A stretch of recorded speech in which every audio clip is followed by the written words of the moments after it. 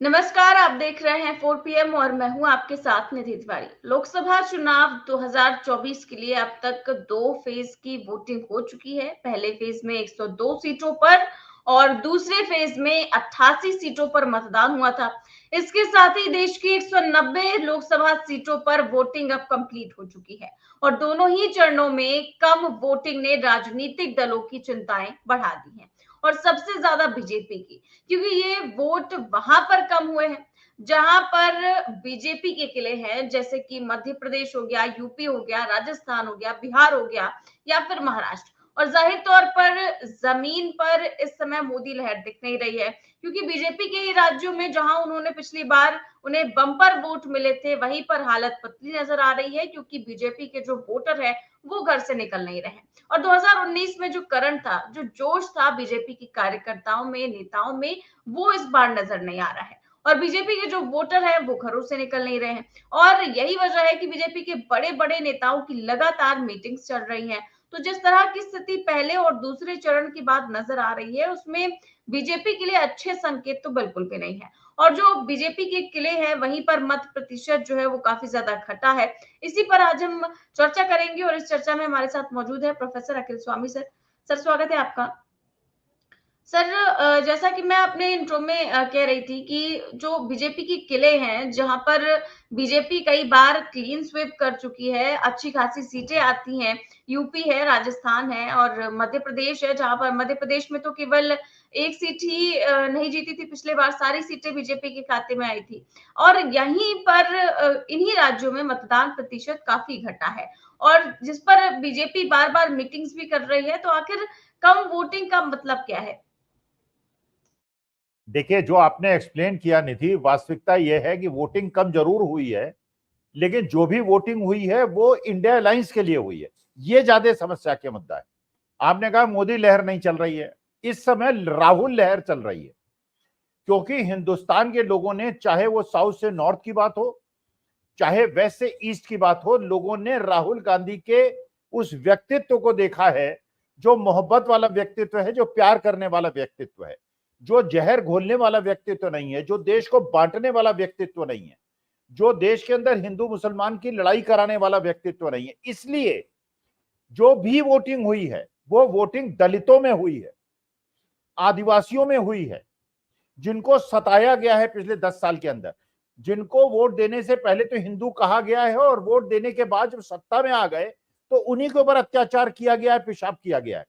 इसलिए वोटिंग उनके यहां ज्यादा हुई है। वोटिंग उनके यहां ज्यादा हुई है जिनको सताया गया है, चाहे वो अल्पसंख्यक हो, चाहे वो किसान हो, चाहे वो अल्पसंख्यक समाज हो, चाहे वो युवा वर्ग हो जिसको अग्निवीर के माध्यम से सताया गया है। तो असली मुद्दा यह है कि जो वोट देने नहीं गए वो तो इसलिए नहीं गए, उसका कारण है। देखिए, जो वर्ग बीजेपी का समर्थक था, इस बार वो बीजेपी को तो वोट दे नहीं सकता था, क्योंकि उसके समाज के साथ अन्याय हुआ। चाहे वो जाट समाज हो, चाहे क्षत्रिय समाज हो, चाहे सैनी समाज हो, चाहे यादव समाज हो, चाहे ब्राह्मण समाज हो। और इंडिया अलायंस को वोट देना नहीं चाहता था, जो वो वोट देने नहीं गया। देखिए, जो बीजेपी का आज भी भक्त है, जो समर्थक है, वो वोट देने गया, लेकिन उसकी संख्या 10% घट गई। जो इंडिया अलायंस का वोट देने वाला था उसकी संख्या बढ़ गई। दलितों के अंदर पिछली बार जो बीएसपी को वोट जा रहा था, या जो थोड़ा बहुत वोट बीजेपी को भी जा रहा था, वो जो संविधान को बदलने की बात की कि 400 सीटें दे दो, हम संविधान बदल देंगे, वो सारा वोट जो है इंडिया अलायंस पे चला गया। मैंने सुना मेरठ के अंदर, क्योंकि मेरा मेरा गृह मेरठ जो है गृह जनपद है, लोगों ने ऐसे कम से कम मुझे 1/4 लोग मिले जिन्होंने कहा हम बहन जी को वोट देते थे, हम बीजेपी को वोट देते थे, इस बार जाके दिल मसोस के हमने साइकिल पे वोट डाला है। इसलिए डाला है कि हमको ये 400 सीटें लेने वाले जो बात कर रहे हैं, अपने क्षेत्र में इनको हरा के भेजेंगे ताकि ये संविधान ना बदल दें। तो इतनी मूर्खतापूर्ण कदम आरएसएस वाले घर बैठ गए।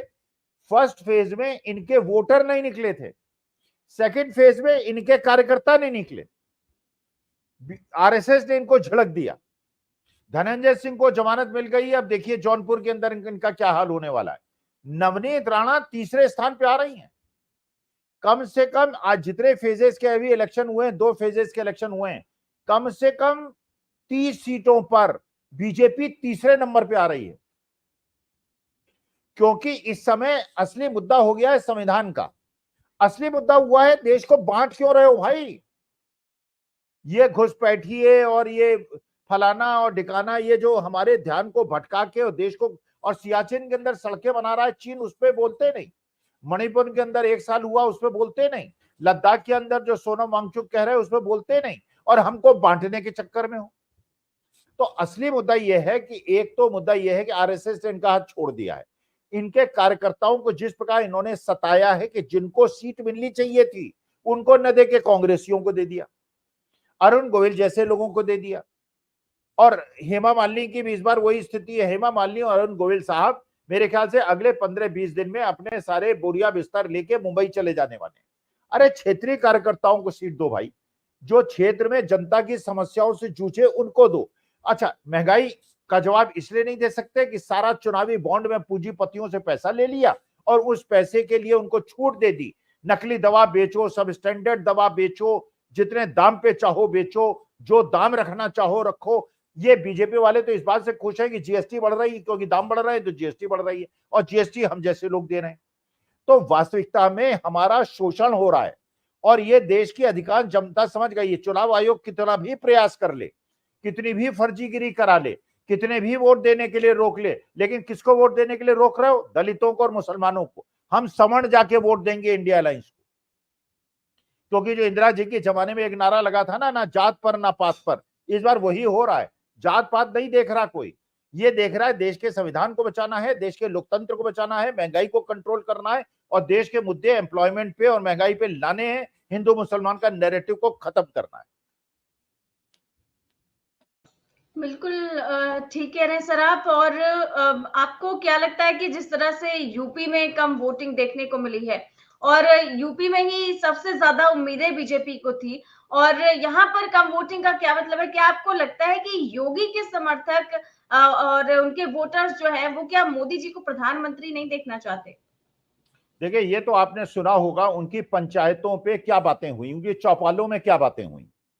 उन्होंने स्पष्ट कहा हमें योगी से प्यार नहीं है, हमें मोदी जी को नहीं जिताना है, क्योंकि मोदी जी अगर जीत गए 2024 में तो योगी जी को हटा देंगे।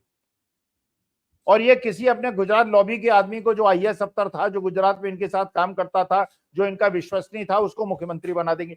अरे यार, तुम भजन लाल शर्मा जैसे आदमी को मुख्यमंत्री बना सकते हो, जो पहली बार चुनाव जीता है। वसुंधरा राजे अपने घर से नहीं निकली अपने बेटे के अलावा किसी का वोट मांगने। वसुंधरा राजे के खासम खास राहुल कसवा और प्रहलाद गुंजल, ये दोनों जीत रहे हैं सीटें, क्योंकि वसुंधरा राजे लॉबी और बीजेपी के 80% लोग, कार्यकर्ता जो हैं, वो ऐसे लोगों को एक समर्थन कर रहे हैं जो बीजेपी के नहीं हैं। बुरी हालत है वहां पे जहां पे ये लड़ रहे हैं अपने ये कौन से भाटी, वो भाटी हैं जो राजपूत हैं। बीजेपी कैंडिडेट जो मंत्री थे वो तीसरे नंबर पे आ रहे हैं चौधरी साहब। पहले नंबर पे और दूसरे नंबर की लड़ाई जो है वो कांग्रेस की और इंडिपेंडेंट की है। जो बीजेपी वाले हैं तीसरे नंबर पे आ रहे हैं, क्योंकि वसुंधरा राजे को अपने नाराज कर दिया। हर जगह आसाम के अंदर जो बीजेपी के एक्सएमपी हैं उनको हेमंत विश्व शर्मा को चेतावनी देनी पड़ रही है, क्योंकि बीजेपी लाइन से हट के बात कर रहा है। इसलिए हट के बात कर रहे हैं कि जब तुम्हें बीजेपी कार्यकर्ताओं का कोई मान सम्मान नहीं है, तुम्हें कांग्रेस वालों को ही टिकट देना है। बोले कोई रणनीति नहीं है, कोई चाणक्य नहीं है, सब फर्जी चाणक्य है। इनको राजनीति की एबीसीडी नहीं आती, केवल इनके पास पैसा है, पैसे की ताकत है। अडानी जी के पैसे की ताकत है और इनके पास चुनावी बॉन्ड के पैसे की ताकत है। और जनता इस बार जो है खुद चुनाव लड़ रही है। शांत इसलिए है चुनाव कि पैसे का कोई असर ही नहीं हो रहा है भाई, जनता खुद काम कर रही है। और जनता ये देख रही है भैया, हमें देश के लोकतंत्र और संविधान से कोई समझौता नहीं चाहिए। हमें हमारे बच्चों को नौकरियां दो, हमें हिंदू मुसलमान और सिख और खालिस्तान और पाकिस्तान और ये सब चीन और झूला और पाकिस्तान में बिरयानी, इन सब चीजों से मतलब नहीं है। हमारे देश में तो बच्चों को रोजगार दो, महंगाई कम करो, और बुजुर्गों के, हम जैसे लोगों की जो रेलवे रिजर्वेशन में 50% का रिलैक्सेशन था उसको दो। हमें अधिकार है, हमने इस देश की सेवा इतने साल की और मरते दम तक देश की सेवा करेंगे। पिछले 7-8 साल पहले जो तुम्हारे हमारा रेलवे रिजर्वेशन में 50% का डिस्काउंट खत्म किया है उसको वापस दो, हवाई जहाज में भी 50% दो। बुढ़ापे में अभी तक तो जिंदगी भर हम लोग काम करते रहे, अब बुढ़ापे में घूमने का हमें मन होता है तो पैसा देते नहीं, हमारा सारा पैसा जो है वो पेट्रोल में, डीजल में और उसमें निकल जाता है, सब्जी और फल खरीदने में। हमें कंसेशन दो, ओल्ड पेंशन स्कीम दो। तुमने केवल अडानी के और बड़े बड़े पूंजीपतियों के ऋण माफ किए हैं, अब किसानों के ऋण माफ होंगे, अब गरीबों के ऋण माफ होंगे, और अडानी के 16 लाख करोड़ जो बड़े बड़े पूंजीपतियों के माफ किए हैं वो वसूले जाएंगे और गरीबों में बांटे जाएंगे और मध्यम वर्ग में बांटे जाएंगे, बुढ़ों में बांटे जाएंगे। जी सर, और हमने देखा है अक्सर कि जब जब पिछले कई सालों में जब भी वोट पड़े हैं, तो जब भी वोट कम पड़ा है और वोट प्रतिशत कम हुआ है, तो इसका नुकसान बीजेपी को हुआ है। और आपको क्या लगता है कि 2019 से आखिर इस बार यूपी में कितना नीचे उतरेगी बीजेपी? देखिए 2019-14 को बार बार कंपेयर मत कीजिए। 2014-19 से कोई लेना देना नहीं है 2024 का। 2024 क्योंकि देखिए होता है ना लॉ डिमिनिशिंग रिटर्न्स, मैंने जैसे आपको इकोनॉमिक्स का एक सिद्धांत बताया था, भाई आप पहली बार रसगुल्ला खाती हैं आपको अच्छा लगता है, आपको 2 रसगुल्ले दें तो अच्छा लगता है, 8 रसगुल्ले दें तो भी थोड़ा बहुत ठीक लगेगा, 12 रसगुल्ले देंगे उल्टी करने लगेंगी आप। अरे बार बार वही कि शेर आया, वो पहली बार गांव वाले इकट्ठे हो गए, फिर 10 इकट्ठे हुए, फिर एक भी इकट्ठा नहीं हुआ, क्या बुढ़िया जो है बकवास करती है। तो अब लगने लगा कि बुढ़िया बकवास करती है, यार कहाँ हिंदू मुसलमान यार, अरे वो बेचारे हैं 20 करोड़, हम हैं 120 करोड़। हमारे लोग हिंदू जो हैं वो मुसलमान देशों में काम करते हैं, रिपेट्रिएशन जितना होता है गल्फ कंट्रीज से वो सारे हमारे हिंदू भाई जो है मुसलमान देशों में काम करते हैं। हमारे कितने हिंदू भाई क्रिश्चियन देशों में काम करते हैं, उनके खिलाफ जहर बो बो के इसीलिए चेतावनी मिल रही है। इसीलिए जो यहाँ हल्ला बुलाते हो ना, वो ढोकला और फाफड़ा खाने वाले वहां इकट्ठा हो जाते हैं 150 लोग अमेरिका में और यूरोप में, हल्ला मचाते हैं, अपना ढोलक वोलक बजाते हैं। और वास्तविकता में यह है कि हम लोगों को हर जगह से डांट पड़ रही है, अमेरिका से, फ्रांस से, जर्मनी से, हर जगह से, क्योंकि लेकिन हिंदुस्तान एक मजबूत राष्ट्र है जो महात्मा पंडित जवाहरलाल नेहरू ने और इंदिरा गांधी ने बनाया था, इसलिए उसी सम्मान का फायदा उठा रहे हो आप।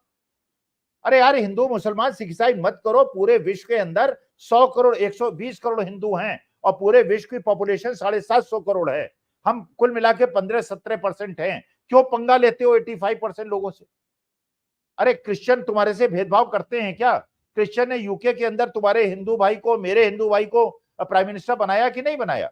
अमेरिका के अंदर जो हिंदू मूल की लड़की है उसको वाइस प्रेसिडेंट बनाया कि नहीं बनाया? जब वो भेदभाव नहीं कर रहे हैं, जब सऊदी अरेबिया और यूएई के अंदर भगवान श्री राम का भव्य मंदिर बना रहे हैं और तुम उनकी मस्जिदें आज तोड़ रहे हो, अरे तुम कैसे सनातनी हो, तुम कैसे हिंदू हो? जब वो सदाशयता दिखा रहे हैं, जब वो सिद्ध कर रहे हैं पूरे वर्ल्ड को कि मुस्लिम जो हैं वो चाहते नहीं है कि पुराने रंग ढंग में चले जाएं और आज जो है मिलजुल के रहना चाहते हैं, तो तुम ये सिद्ध करने पे क्यों लगे हुए हो कि तुम दूसरे धर्म से घृणा करते हो? सर्वे भवन्तु सुखिनः सर्वे सन्तु निरामया की बात को क्यों नहीं मानते हो? अच्छे सनातनी क्यों नहीं बनते हो? अच्छे हिंदू क्यों नहीं बनते हो? जी बिल्कुल सर, और बीजेपी अगर इस तरह के प्रत्याशियों को खड़ा करेगी, मैंने अभी सुबह ही खबर देखी कि चुनाव खत्म होते ही जो बीजेपी प्रत्याशी थे अरुण गोविल वो मुंबई लौट गए और उधर हेमा मालिनी भी लौट चुकी है। तो जब ये लोग क्षेत्र में तभी आएंगे केवल वोट मांगने, वोट मांग के चले जाएंगे, जीतने के बाद अपने ही जो है मुंबई लौट जाएंगे, तो फिर क्षेत्रों में जनता क्या करेगी? कल मैंने देखा सर, हमारे जो क्षितिज कांत है, रिपोर्टर है, वो मथुरा से रिपोर्ट करके लाए और उस रिपोर्ट में जो पूरे गांव वालों ने, मथुरा में ही एक पूरे गांव ने ही जो है चुनाव का बहिष्कार किया और कहा कि ना तो सड़कें हैं, ना बिजली, ना पानी, इस तरह की स्थिति देखने को मिल रही है। जब ये सांसद बड़े बड़े लोग हमारे बीच आएंगे नहीं, हमारी समस्याएं नहीं जानेंगे, समस्याओं का समाधान नहीं करेंगे, तो हम वोट डाल के क्या करेंगे? नहीं नहीं, वोट तो उनको डालना चाहिए था। देखिए ये तो गलत बात है, वोट का बहिष्कार नहीं करना चाहिए और देखिए लोगों को निराश भी नहीं होना चाहिए। I don't agree with that. देखिए जो भी हो, परिस्थिति जो भी हो, चुनाव आयोग कुछ करे, सुप्रीम कोर्ट जजमेंट कुछ दे, एडमिनिस्ट्रेशन आपकी खिलाफत करे, कुछ भी करे, ये आपका और मेरा कर्तव्य है कि अगर मैं संविधान और लोकतंत्र की रक्षा करना चाहता हूं, वोट दूं जाके, जिस कैंडिडेट पे मुझे विश्वास हो उसको वोट दूं। जिसने मेरा काम नहीं किया है, जिसने जनता का काम नहीं किया, जिसने महंगाई बढ़ाई है, जिसने बेरोजगारी बढ़ाई है, जिसने देश को हिंदू मुसलमान बांटा है, उसको हराऊं। अगर आप घर बैठ जाएंगे तो कैसे काम चलेगा? ये तो अकर्मण्यता की बात हुई। क्या ऐसा महात्मा गांधी ने सोचा था? जब महात्मा गांधी को साउथ अफ्रीका में ट्रेन के डिब्बे से उठा के फेंक दिया था और उस समय कहा जाता था कि black dogs and Indians are not allowed, उस समय संघर्ष किया था कि नहीं कांग्रेसियों ने?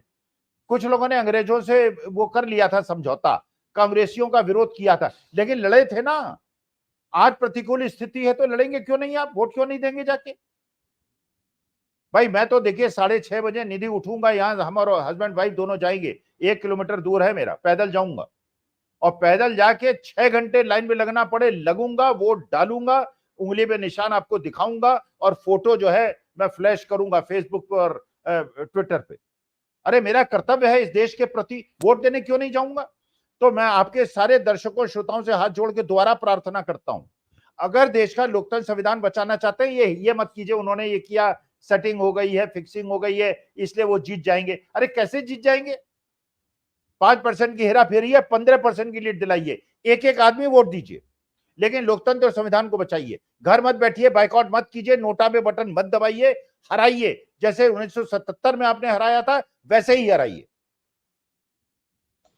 बिल्कुल सर। और यूपी में हम देखिए स्थिति तो एक तो वैसे ही ठीक नहीं नजर आ रही है, वोटिंग प्रतिशत कम हुआ है, और दूसरा ये कि जो है आज हमने एक और खबर देखी कि धनंजय सिंह को जमानत मिल गई है। हालांकि उनकी पत्नी चुनाव में खड़ी है और धनंजय सिंह इस बार चुनाव नहीं लड़ पाएंगे, लेकिन फिर भी धनंजय सिंह के बाहर आने से काफी ज्यादा नुकसान होने की उम्मीद है बीजेपी को। अरे वहां भी बीजेपी तीसरे नंबर पे आएगी, वहां की लड़ाई जो है समाजवादी पार्टी और धनंजय सिंह की पत्नी की हो जाएगी। पता नहीं किसको, मुंबई प्रदेश कांग्रेस कमेटी के अध्यक्ष थे कृपाशंकर सिंह, मंत्री थे कांग्रेस के, पुराने कांग्रेसी थे, खांटी कांग्रेसी थे, 40 साल पुराने कांग्रेसी थे। वो बीजेपी में आए, उनको जौनपुर से लड़ा दिया इलेक्शन। रहने वाले मुंबई में, 40 साल से मुंबई में रह रहे हैं। अच्छा, उनके खिलाफ बीजेपी ने बड़े बड़े आरोप लगाए थे, उनको भ्रष्टाचारी बताया था। पहले तो उनको सर्फ से धुला के अपनी पार्टी में लिया, अब उनको जौनपुर का टिकट दे दिया, तीसरे नंबर पे आएंगे।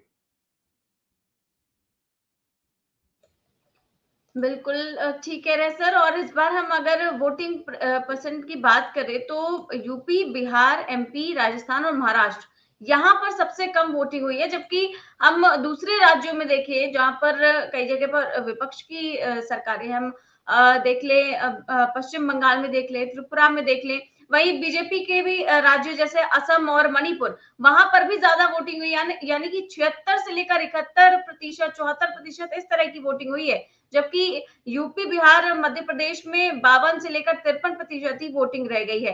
तो आखिर इधर की कम वोटिंग का क्या मतलब बनता है?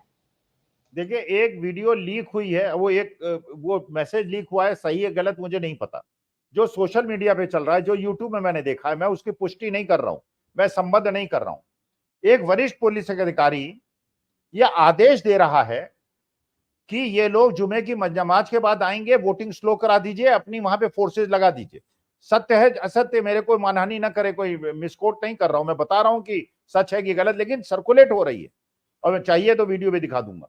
असली मुद्दा यह है कि आप क्या मुसलमानों को बिल्कुल दलितों को उनके नाम मैं जब वहां देख रहा था मेरठ के अंदर, कितने दलितों के नाम काट दिए मुसलमानों को कि साहब जुमे में। अच्छा, सारी जो पोलिंग करा रहे हैं वो शुक्रवार को इसलिए करा रहे हैं। अच्छा, उससे क्या हुआ है, मुसलमानों की पंचायत हो गई, पंचायतों में निर्णय हो गया है, लाइन में लगना है और जाके वोट दिए बिना वापस नहीं आना है। वही दलितों में हुआ है। अभी तक केवल एक वर्ग था मुसलमानों का 17-18% जो सॉलिडली वोट करता था बीजेपी के अगेंस्ट, इस बार सिखों ने 80% अगेंस्ट वोट किया है। दलितों ने जो बीएसपी में बढ़ते थे और बीजेपी में जाते थे, 50% सपा में जाते थे, इस बार 80% सपा में और इंडिया अलायंस में गए। कांग्रेस से आने की वजह से पूरा मुसलमान और दलित जो है वो इंडिया अलायंस में आ गया है। जिन्होंने अपनी जिंदगी में कभी इंडिया अलायंस को वोट नहीं दिया, इस बार वोट दिया है। तो 2014-19 का मुकाबला छोड़ दीजिए, असली मुद्दा यह है कि हतोत्साहित हैं ये लोग। लेकिन दोबारा कह रहा हूं, जो देश का लोकतंत्र संविधान बचाना चाहते हैं वोट देने जाएं, घर बैठे नहीं। और जिसके उंगली में निशान नहीं लगेगा, इसका मने उन्हें लोकतंत्र की और संविधान की चिंता नहीं है।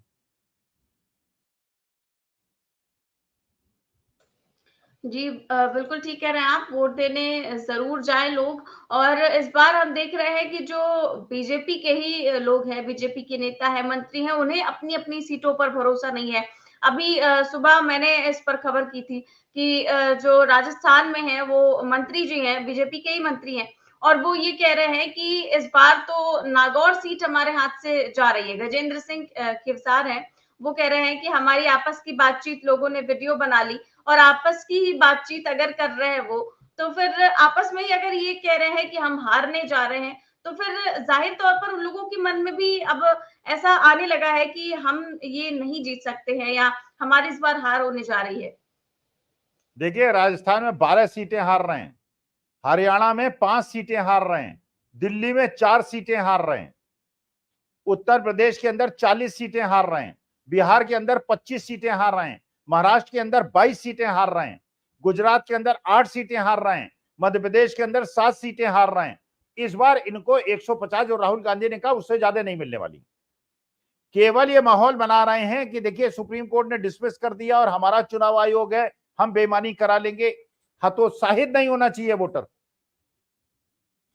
वोट, क्योंकि मैंने एक वीडियो किया था एक किसी चैनल के लिए, तो उसमें लोगों ने कहा कि साहब ये तो बेईमानी है और सेटिंग है हमारे। वोट देने जरूर जाइए।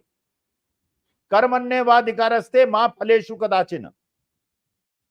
फल की चिंता मत कीजिए, कर्म कीजिए, वोट दे के आइए। देखते हैं कैसे जिता देंगे बेईमानी से। कितनी बेईमानी करेंगे? 5% की करेंगे ना, हम 20% की लीड देंगे। जी सर, इस बीच सुब्रमण्यम स्वामी का बयान सामने आया है, और वो क्योंकि भाजपा के ही वरिष्ठ नेता हैं, और वो कह रहे हैं कि 400 पार का नारा देना बीजेपी का बड़बोलापन है। अब तो मोदी जी भी नहीं बोल रहे हैं, और बोलना भी नहीं चाहिए, सिर्फ इतना ही कहना चाहिए कि केंद्र में बहुमत से आएंगे। लेकिन ये इस तरह का जो बात कह रहे हैं, अभी तक तो इनका भी यही बयान आ रहा था कि इस बार मोदी जी जीत नहीं पाएंगे, और अब इनका कहना है कि 400 पार का नारा भी अब मोदी जी अपने मुंह से नहीं लगा पा रहे हैं। नहीं नहीं, देखिए असल में उनका सिद्धांत ये है, झूठ बोलो तो ऐसा बोलो कि बस बिल्कुल जुमला ही लगे वो। भाई आपको कैसे पता कि जीत जाएंगे? भाई आप परीक्षा देने जाते हैं, परीक्षा देके आते हैं, आपको पता रहता है कितने परसेंट मार्क्स आ जाएंगे? अरे आपने, अच्छा चलिए मैथमेटिक्स फिजिक्स केमिस्ट्री में तो आप पता चला सकते हैं कितने मार्क्स आएंगे। अरे हिस्ट्री में या बाकी सब्जेक्ट्स में, जहां इंग्लिश में, आपको क्या पता है यार क्या टीचर एक्सपेक्ट कर रहा था, क्या उसकी एक्सपेक्टेशन थी, आपने क्या जवाब दिया? जनता के विवेक को आप चैलेंज कर रहे हैं। और दूसरी बात यह है कि जो इंडेक्स ऑफ अपोजिशन यूनिटी है उसका आपको ध्यान नहीं है। आपको यह नहीं पता है कि पिछली बार भी अगर इसी प्रकार की यूनिटी होती तो आप न जीतते। पिछली बार 2014-19 में विपक्ष डिवाइडेड था, इस बार डिवाइडेड नहीं है। इस बार महाराष्ट्र के अंदर यूनाइटेडली लड़ रहा है, राजस्थान के अंदर पैक्ट हो गया है। वहां के जो आदिवासी पार्टी है और वहां की जो पार्टी है नागौर वाली, वो सारे लोग जो है मिलकर लड़ रहे हैं। हर जगह अच्छा मिलके संगठन चल रहा है। बिहार के अंदर मिलकर लड़ रहे हैं, यूपी के अंदर मिलकर लड़ रहे हैं। तो ये पिछली बार के चुनाव का ही अगर ट्रेंड देखें तो उसके हिसाब से, अच्छा पिछले विधानसभा का ये कंपैरिजन करते हैं, राजस्थान, छत्तीसगढ़, मध्य प्रदेश के विधानसभा चुनावों के हिसाब से देखिए 30 सीटें बीजेपी हार रही है, जो पिछली बार 2 सीटें हारी थी केवल। छत्तीसगढ़ में 5 सीटें हार रहे हैं, झारखंड में 6 सीटें हार रहे हैं, हर जगह हार रहे हैं। पता नहीं ये कहां से सपना लोगों को दिखा रहे हैं। लेकिन अब मुश्किल ये हो गई है, इतना बड़ा सपना दिखा दिया, लोगों ने कहा कि सेटिंग हो गई तो वोट ही देने क्यों जाए। इसलिए स्वामी जी को ये कहना पड़ रहा है कि नहीं नहीं भैया, सेटिंग 5% की है और वोट बहुत ज्यादा पड़ रहा है, एक मुश्त पड़ रहा है, इसलिए आप जो है वोट देने आइए। अपने कार्यकर्ताओं को केवल प्रोत्साहित कर रहे हैं। अब कार्यकर्ता कैसे प्रोत्साहित होगा? पहले 2 चरणों के चुनाव उसने नहीं देखे, उसे नहीं पता कि बुरी तरह हार रहे हैं और जनता इनके खिलाफ चुनाव लड़ रही है। जनता किसी प्रलोभन में नहीं आ रही है, किसी पैसे के प्रलोभन में नहीं आ रही है। जनता लोकतंत्र संविधान को बचाने के लिए वोट कर रही है। बिल्कुल सर, और अभी जिस तरह की बेईमानी हम देख रहे हैं कि सूरत में देखने को मिली, उसको लेकर भी अब सुप्रीम कोर्ट में याचिका दायर हो चुकी है, और बताया जा रहा है कि इसको लेकर कोई फैसला भी आ सकता है। आपको लगता है कि सूरत जो में जो कुछ भी हुआ है, उसी तरह की चीजें बीजेपी हर राज्य में करने की कोशिश कर रही है? देखिए बीजेपी तो करने की कोशिश करेगी। मैंने पहले भी कहा था, देखिए आग को, कानून को पानी को और जनता को लाइटली नहीं लेना चाहिए। जब भीड़ होती है ना, जब जनता होती है, जब जनता का समूह होता है और आपके खिलाफ भावना हो, पंगा नहीं लेना चाहिए। यही स्थिति है जैसे 1977 में जनता ने चुनाव लड़ा था। जनता इस बार चुनाव खुद लड़ रही है, अपने मुद्दे पर लड़ रही है, उसे आप बहका नहीं पा रहे हैं। उनसे पंगा मत लीजिए। चुनाव आयोग से भी निवेदन है, पंगा मत लीजिए। चुनाव अधिकारियों से भी, कलेक्टर साहब से, कमिश्नर साहब से, जितने पुलिस अधिकारी हैं उनसे भी हाथ जोड़ के मेरी प्रार्थना है, जनता के खिलाफ मत जाइए, देश के लोकतंत्र संविधान के खिलाफ मत जाइए। आपके परिवार वाले आपको माफ नहीं करेंगे, परमेश्वर आपको माफ नहीं करेंगे, अल्लाह आपको माफ नहीं करेंगे और कोई आपको माफ नहीं करेगा। इसलिए कानून का साथ दीजिए, पंच परमेश्वर बनिए, भगवान ने आपको बड़ी पोस्ट पे बिठाया है, उत्तरदायित्व का निर्वहन कीजिए और जो जनता की अपेक्षाएं हैं उनसे, और महंगाई और बेरोजगारी आपको कष्ट नहीं देती है लेकिन देश के 90% जनता को कष्ट देती है। जनता को कष्ट होता है जब 15 लाख करोड़ पूंजीपतियों के माफ होते हैं। जनता को ये दुख होता है कि उनके माफ होते हैं, मेरा 1-2 लाख रुपए क्यों नहीं माफ होता, एजुकेशनल लोन क्यों नहीं माफ होते, और बड़े बड़े लोगों के बड़े बड़े हजारों लाखों करोड़ों के ऋण माफ हो जाते हैं। और जब वो कहते हैं, कांग्रेस वाले कहते हैं कि गरीबों को 1 लाख रुपए साल दिया जाएगा, उसमें पेट में दर्द होता है। और जब 10,000 करोड़ के ऋण माफ होते हैं तो पेट में दर्द नहीं होता है। किसानों के ऋण माफ हो जाए तो पेट में दर्द होता है, पूंजीपतियों के माफ हो जाए तो कोई दर्द नहीं होता। किसानों को एमएसपी की गारंटी ना मिले और जो चाहे वो नकली दवाइयां बेचें और उसके बाद जेल जाएं और उसके बाद अरविंद केजरीवाल का नाम लें और उसके बाद बेल पे छूट जाएं और केजरीवाल को उन्हीं की गवाही पे जेल के अंदर कर दिया जाए। अब तो सुनीता केजरीवाल और जितने भी विपक्षी दल के, आम आदमी पार्टी के लोग जेल के अंदर हैं, उनकी पत्नियां ओपन जीप में दिल्ली में निकलेंगी। अभी तक मैं 5 सीटें कह रहा था, जब वो निकलेंगी ओपन जीप पे, 7 की 7 सीट बीजेपी हारेगी। कर लें 10-15% की बेईमानी, जनता जब वोट देगी तो इस बार कोई वर्ग इनको वोट देने के लिए तैयार नहीं।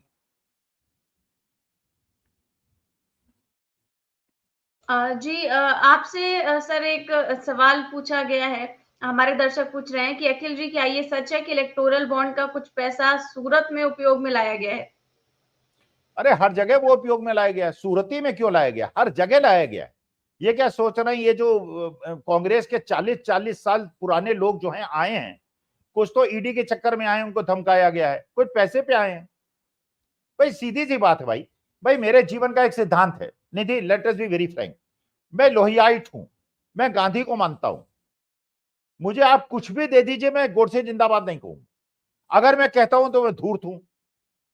अरे मैं अपने जीवन के सिद्धांत, 72 साल की उम्र में जो मैंने अपने जीवन में जो मूल्यों को जिया है, उससे समझौता कैसे कर लूंगा? इसका मतलब को प्रलोभन है या डर है? अगर ईडी की कोई फाइल है जिसमें बताया गया कि आपकी फाइल है, तो मैं डर जाऊंगा। और कोई मुझे अखिल स्वामी तो नहीं डरेगा। अगर 10 करोड़ भी मुझे कोई दे देगा, 100 करोड़ भी दे देगा, अगर मुझे राज्यसभा का टिकट भी दे देगा, तो भी अपने सिद्धांत नहीं बदलूंगा मैं। लेकिन लोग हैं जो डिग जाते हैं।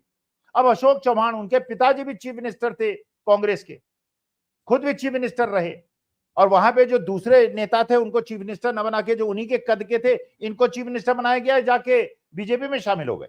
सिंधिया जी का वही हाल है, जितिन प्रसाद का वही हाल है, आरपीएन सिंह का पिताजी भी जो थे वो मंत्री थे कांग्रेस उसमें, अरविंदर सिंह, सुनील जाखड़, बलराम जाखड़ गवर्नर भी रहे और मंत्री भी रहे। अरे ये लोग जो हैं ये क्या ऐसे ही चले गए? और जनता नहीं समझ रही है, धोखेबाज लोग हैं ये। इन्होंने जिन सिद्धांतों के लिए लोगों ने इनका समर्थन किया था, उसके साथ धोखाधड़ी की है। भाई ठीक है, जो आप आरएसएस के हैं, आरएसएस के सिद्धांतों पे अडिग रहते हैं, मुझे आपसे कोई परेशानी नहीं है। अपने सिद्धांतों पे अडिग रहे, मैं अपने सिद्धांतों पे अडिग हूं। आप जिंदाबाद गोडसे करते रहे, मैं जिंदाबाद गांधी करता रहूंगा, मुझे लेकिन अगर आप गांधी से गोडसे का समर्थक बने या गोडसे से गांधी के समर्थक बने तो मुझे परेशानी है। इसका माने अपने सिद्धांतों की आप नीलामी लगा रखी है, आप अपने सिद्धांतों को बेचने वाले आदमी। जी, बिल्कुल ठीक कह रहे हैं आप, और बहुत-बहुत शुक्रिया सर आज की चर्चा के लिए। तो आप देख रहे थे आज की चर्चा, हम कर रहे थे कि जिस तरह से पहले और दूसरे चरण में कम वोटिंग हुई है, वोटिंग प्रतिशत कम हुआ है, इसी की वजह से जो है लगातार बीजेपी को लेकर सवाल खड़े हो रहे हैं कि आखिर जिन राज्यों में बीजेपी ने पिछली बार अच्छी बढ़त हासिल की थी, अच्छी खासी सीटें उनके हाथों में आई थी, उन्हीं राज्यों में जो है कम वोटिंग हुई है, और इसका नुकसान क्या बीजेपी को ही सीधा सीधा होता हुआ दिख रहा है। और इसी पर आज हमने चर्चा की, और कैसी लगी आपको ये चर्चा हमें कमेंट बॉक्स में जरूर बताएं। चैनल को सब्सक्राइब भी करें, ज्वाइन भी करें। नमस्कार।